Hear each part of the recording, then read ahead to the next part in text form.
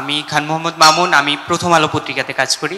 আমার জানা জায়গাটা আবার হচ্ছে আপনারা শুরু বলেছিলেন, এরপরে এপ্রিল পর্যন্ত সেই বিষয়টাতে আপনারা নমনীয় দেখাচ্ছেন। তো বিএনপির পক্ষ থেকে হচ্ছে ডিসেম্বরের মধ্যে নির্বাচনের জোর দাবি জানানো হচ্ছে। আমার জানা জায়গাটা হচ্ছে যদি ডিসেম্বরে নির্বাচন হয় আপনারা সব আসনে লড়ার মতো, অথবা হচ্ছে ডিসেম্বরের যে নির্বাচন যদি কোনোভাবে হয় তাহলে সেখানে আপনারা কতটুকু লড়াই করতে পারবেন? ধন্যবাদ।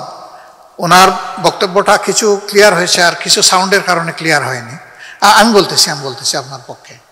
উনি জানতে চেয়েছেন যে আমরা ফেব্রুয়ারি টু এপ্রিল একটা ফ্লেক্সিবল টাইম আমরা মেনশন করেছি। প্রথমে ফেব্রুয়ারি বলেছিলাম, পরে এপ্রিল পর্যন্ত আমরা এটাকে ফ্লেক্সিবল করেছি। আর অন্যদিকে বিএনপি তারা ডিসেম্বরকে স্ট্রিক্ট করছে। এখন যদি ডিসেম্বরে ইলেকশন হয় তাহলে সেখানে আমাদের ভূমিকা কি হবে? না, ডিসেম্বর কেন, আজকেও যদি ইলেকশন আমি দেখি যে এটা আসলে সমতল মাঠ তৈরি হয়ে গেছে এবং এখন ফেয়ার ইলেকশনের পক্ষে জাতি প্রস্তুত, সকল অর্গান প্রস্তুত, সেই ইলেকশনে তো আমরা যাব, আমাদের তো যেতে কোনো সমস্যা নেই। এটা ডিসেম্বর দিয়ে কোনো কথা না। কিন্তু এই বিষয়গুলো পরিষ্কার না করে ডিসেম্বরে এপ্রিলে হলেও তো কোনো লাভ হবে না। এই জন্য এই বিষয়গুলো পরিষ্কার হওয়া হচ্ছে বড় জিনিস, বড় চ্যালেঞ্জ।